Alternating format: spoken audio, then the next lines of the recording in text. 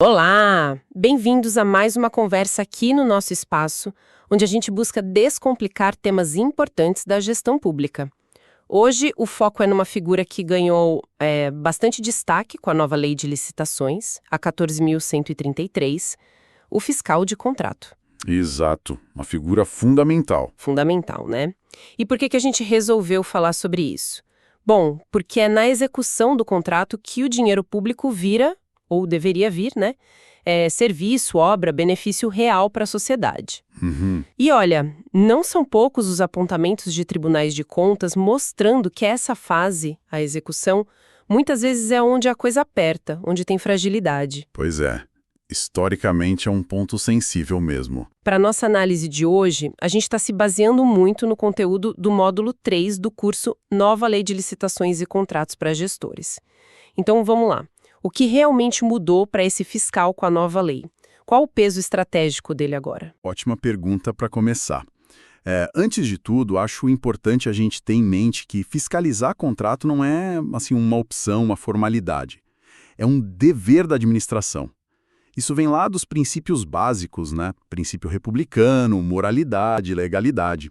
A Lei 14.133, na verdade, veio para dar uma organizada, para fortalecer as ferramentas para esse acompanhamento. Entendi, ela estrutura melhor essa obrigação, então. Isso. O artigo 104, por exemplo, inciso 3, dá essa prerrogativa de fiscalizar para a administração, e o 117 detalha mais como fazer isso. O interessante, eu acho, é perceber que a lei tenta criar um caminho para garantir que aquilo que foi planejado e contratado seja de fato entregue. E aí, nesse cenário, o fiscal de contrato é peça central, não tem como fugir disso. Certo. Então, para a gente entender essa peça central, quem é exatamente o fiscal de contrato na nova lei? E como que ele é escolhido, designado para essa função? Bom, vamos lá. O artigo 117 define o fiscal como esse representante da administração que é formalmente indicado para acompanhar e fiscalizar a execução de um contrato específico. Não é uma função genérica, sabe? Ah, é vinculado ao contrato mesmo. Exato.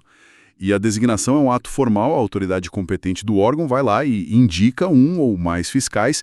E importante, os substitutos também. A lei até traz uns requisitos, né? O artigo 7º fala que, preferencialmente, tem que ser servidor efetivo ou empregado público do quadro permanente. Preferencialmente. Isso, preferencialmente. E o ponto talvez mais crítico, tem que ter conhecimento técnico compatível com o objeto. Imagina, colocar alguém para fiscalizar uma obra complexa sem entender nada de engenharia. Não funciona. Nossa, com certeza. Essa questão do conhecimento técnico é chave mesmo. E isso quer dizer que essa escolha, ou pelo menos a previsão dessa necessidade, tem que vir bem antes, lá no planejamento, né? Exatamente. A boa prática e o que as fontes como o Manual Operacional de Gestão e Fiscalização do Governo Federal recomendam é isso. A necessidade dos fiscais, o perfil deles, preciso de um fiscal mais técnico, outro mais administrativo, talvez um para cada região se a execução for espalhada ou setorial, e a qualificação necessária. Tudo isso já tem que estar pensado lá atrás. Tem que constar no Estudo Técnico Preliminar, o ETP, e no Termo de Referência, o TR. Faz todo sentido, para não ser pego de surpresa depois. Pois é.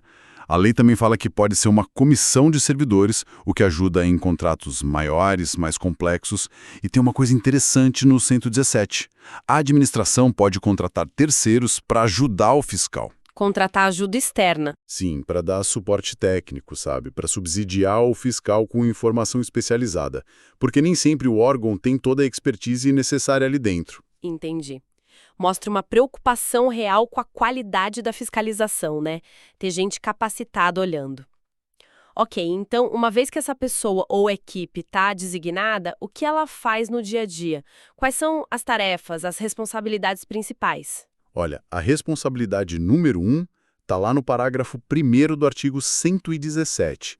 O fiscal tem que anotar em registro próprio, pensa num diário de bordo do contrato, absolutamente tudo o que acontece na execução. E não é só anotar por anotar, não. Ele tem que determinar o que precisa ser feito para corrigir falha, defeito, qualquer problema que ele encontrar. Então é um registro ativo, digamos assim. Exatamente. Esse registro detalhado é a memória do contrato. é a base para tudo depois.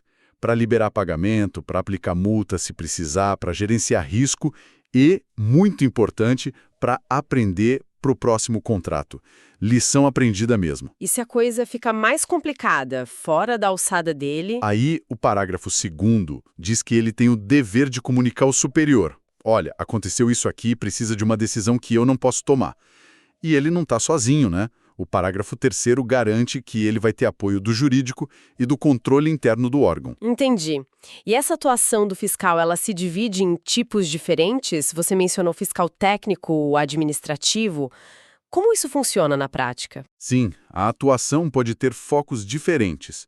E às vezes são até pessoas diferentes fazendo cada parte, dependendo da complexidade do contrato. O manual operacional explica bem. A fiscalização técnica é focada no objeto em si. O fiscal vai ver se o que está sendo entregue bate com o que foi contratado. Quantidade, qualidade, no prazo certo, do jeito certo. Ele confere material, se a equipe alocada está correta, em serviços, por exemplo, se os indicadores de desempenho estão sendo atingidos. Qualquer coisa fora do padrão, ele registra e manda corrigir. Ok, essa é a parte mais ligada à entrega mesmo. E administrativa? A fiscalização administrativa cuida mais da papelada e da gestão do contrato, digamos assim. Controla prazo, confere documento para pagamento, verifica a garantia contratual. E um ponto super importante, fica de olho se a empresa está mantendo a regularidade fiscal e trabalhista durante todo o contrato. Ah, isso é crucial, especialmente naqueles contratos de serviço continuado com mão de obra dedicada, né? Exatamente. Nesses é vital. O fiscal administrativo também organiza papelada para processos de alteração do contrato, reajuste, repactuação, aplicação de sanção. E ele que faz o recebimento provisório do serviço ou bem. São funções bem distintas mesmo, exigem olhares diferentes. O manual fala de outros tipos? Fala sim. Tem a fiscalização setorial, que é quando a execução acontece em vários lugares ou áreas diferentes, aí pode ter um fiscal para cada setor. E uma que eu acho bem interessante é a fiscalização pelo público usuário. Como assim? O cidadão fiscalizando? Em alguns contratos, principalmente de serviços, ouvir direto quem usa o serviço através de pesquisa de satisfação, por exemplo, pode ser uma ferramenta ótima para medir a qualidade real da entrega. Complementa o olhar técnico e administrativo. O importante é que todas essas frentes geram informação, geram registros. E são esses registros que vão alimentar as decisões. Paga, não paga, precisa ajustar alguma coisa, tem risco aqui. E claro, como a gente já falou, melhora o planejamento futuro. Deixa o papel bem mais claro, realmente. Mas aí sempre surge aquela dúvida. E o tal do gestor de contrato? Qual a diferença dele para o fiscal? Às vezes parece que eles fazem a mesma coisa. É uma dúvida comum e a distinção é importante, embora na prática às vezes as linhas fiquem um pouco turvas. São papéis que se complementam, mas são diferentes. O gestor de contratos, segundo o manual operacional, tem um papel mais de coordenação geral. Ele é mais estratégico, mais focado nos processos administrativos do contrato como um todo. Ele coordena o trabalho dos fiscais, o técnico, o administrativo, o setorial. Então ele seria tipo um gerente daquele contrato específico dentro do órgão? Isso é uma boa analogia. Enquanto o fiscal está ali na linha de frente, vendo a execução acontecer no detalhe, o gestor está cuidando dos trâmites para fazer o contrato andar administrativamente. Prepara a papelada para prorrogar, para alterar, para repactuar, para aplicar uma sanção ou até para encerrar o contrato. Ele acompanha um andamento geral baseado no que os fiscais reportam, avalia as ocorrências, encaminha as decisões. E no final, normalmente é ele quem assina o termo de recebimento definitivo, atestando que tudo foi cumprido. Entendi. O gestor articula e formaliza, enquanto o fiscal verifica e registra a execução em si. Essa separação de funções parece ser bem importante, né? Para evitar que uma pessoa só concentre tudo. Fundamental. É o princípio da segregação de funções na prática, né? Tanto a apostila da ESPES quanto o manual operacional batem muito nessa tecla. Ajuda a ter mais controle, mais imparcialidade, evita conflito de interesse. O gestor olha o macro, o fiscal olha o micro da execução. Faz sentido. Claro, tem a exceção que a gente precisa mencionar. A apostila da ESPES lembra que em contratos menores, mais simples, a lei pode permitir que a mesma pessoa acumule as funções de gestor e fiscal, para simplificar mesmo. Mas para contratos maiores, mais relevantes, a regra é a boa prática separar. Considerando essas responsabilidades todas e a importância dessa separação, quais são as recomendações, as boas práticas que vêm, por exemplo, dos órgãos de controle como o TCU, a CGU, para a atuação desses fiscais e gestores? Olha, tem um conjunto de princípios e práticas que são sempre reforçados. Primeiro, a base de tudo: agir conforme os princípios da administração pública. Legalidade, impessoalidade, moralidade, publicidade, eficiência, planejamento, transparência, motivação e a própria segregação de funções que a gente acabou de falar. Isso está em todo lugar, na apostila da ESPE, no manual. É agir com ética, pensando sempre no interesse público. O básico bem feito, né? Exato. Do ponto de vista de governança, a fiscalização é vista como uma ferramenta-chave. O blog Gestores e Fiscais e a apostila da ESPE falam disso. Para funcionar bem, precisa de controle interno eficaz, talvez auditorias regulares, como o blog da JML Consultoria sugere. E sobre as pessoas? A qualificação é um ponto que sempre volta. Sempre. E com razão. A necessidade de capacitação contínua é um ponto crucial. É dever da administração investir nisso, preparar seus fiscais e gestores. Porque a realidade, como um dos artigos que a gente viu sobre municípios pequenos mostra, é que falta gente qualificada, falta capacidade técnica, especialmente em prefeituras menores com menos estrutura. É um desafio enorme. Imagino. E a segregação de funções que já falamos? É outra prática essencial. Ajuda a evitar erro, fraude, garante decisões mais isentas. Montar equipes de fiscalização com papéis claros, um fiscal técnico, um administrativo, é muito recomendado, principalmente em contratos mais complexos, como aqueles de mão de obra exclusiva que a gente comentou. E a documentação, que você já destacou como central para o fiscal? Absolutamente crítica. Manter registros detalhados, bem organizados, fáceis de achar, de tudo o que acontece. Das comunicações, das verificações, das decisões, é vital. O manual e a apostila da ESPE são muito claros quanto a isso. E não é só burocracia. Não é. Não. É a base para prestar contas, o tal do accountability, para dar transparência ao que está sendo feito e para tomar decisões baseadas em fatos. A transparência, aliás, é outro princípio fundamental aqui. E, por fim, a fiscalização tem um papel ativo na gestão de riscos. O fiscal, acompanhando de perto, ajuda a identificar e a lidar com os riscos que já eram previstos, e também com aqueles que aparecem do nada durante o contrato. Agora, vamos trazer isso mais para a realidade, para o dia a dia. Quais são as situações práticas, os desafios que um fiscal de contrato costuma enfrentar? O que as fontes trazem sobre isso? A rotina pode trazer vários desafios. Uma situação bem comum é lidar com inexecução, parcial ou total. O fiscal tem que estar atento para pegar quando a empresa não entrega o que prometeu, seja na qualidade, entregando algo inferior, ou atrasando a entrega. Exato, atrasando ou nem entregando. Identificar isso e, principalmente, registrar tudo com detalhes é o primeiro passo, porque são esses registros que vão dar base para a administração, se for o caso, aplicar as sanções que estão na lei, no artigo 155 e no contrato. Advertência, multa.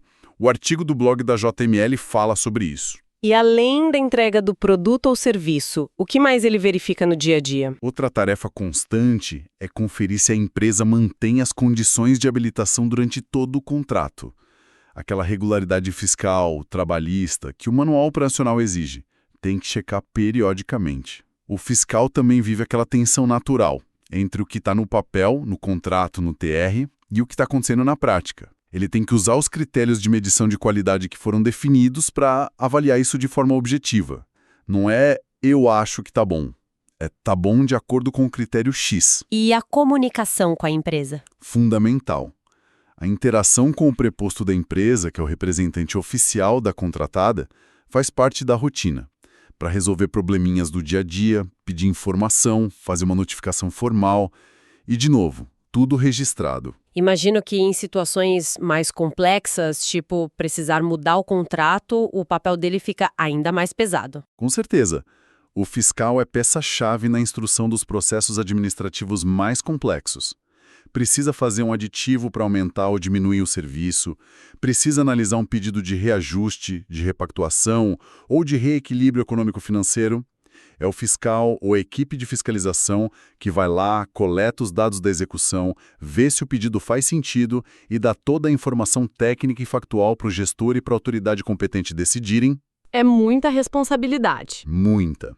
E não dá para esquecer dos desafios estruturais. Como aquele artigo sobre pequenos municípios mostrou bem, a realidade de muitas prefeituras, principalmente as menores, é de falta de gente qualificada, falta de estrutura, de tecnologia, orçamento apertado. Isso tudo dificulta muito cumprir à risca tudo que a nova lei exige para a fiscalização. Existe uma distância, às vezes grande, entre o que a lei pede e o que o município consegue fazer na prática. É um ponto importante essa questão da capacidade de implementação. Bom, depois dessa nossa conversa toda, fica muito claro que aquela ideia antiga do fiscal como um mero conferente já era, né? O papel dele é muito maior, muito mais estratégico. Sem dúvida. Se a gente for resumir, falamos da importância da designação formal, da necessidade do conhecimento técnico, das várias responsabilidades, técnica administrativa, da diferença para o gestor e da obrigação de seguir os princípios da administração e as boas práticas, como capacitação e documentação rigorosa. E essa atuação estratégica impacta diretamente na garantia de que o dinheiro público seja bem usado, né? O fiscal está ali na ponta, garantindo que o contrato atinge o objetivo, que beneficia a sociedade e não se perca por má execução ou problema. Exato. E um ponto que eu acho que vale a pena reforçar no final é o valor dos registros e da transparência. Aquela anotação cuidadosa de tudo, dos problemas, das soluções, não é a burocracia inútil. É a ferramenta para prestar contas, para corrigir rápido o que está errado e, talvez, o mais importante a longo prazo, para o órgão aprender. O que deu certo e o que deu errado num contrato tem que alimentar o planejamento dos próximos. Isso me faz pensar. Talvez a gente devesse ver a fiscalização menos como algo só para punir, para achar erro e aplicar multa, e mais como uma função preventiva e corretiva, para ajudar o contrato a dar certo desde o começo. Nossa, uma visão bem mais construtiva, né? E muito mais alinhada com o objetivo de eficiência na gestão pública. Concordo plenamente.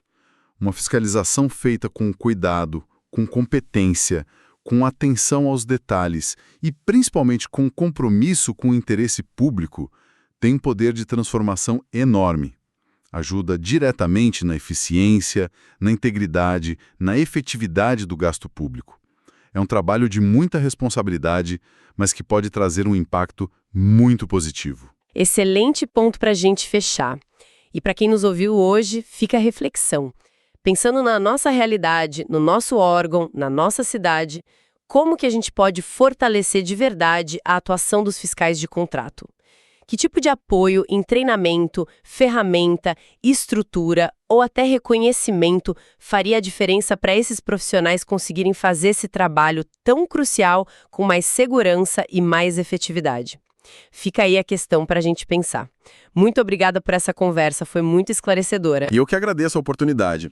É sempre bom discutir um tema tão central para a boa gestão dos nossos recursos.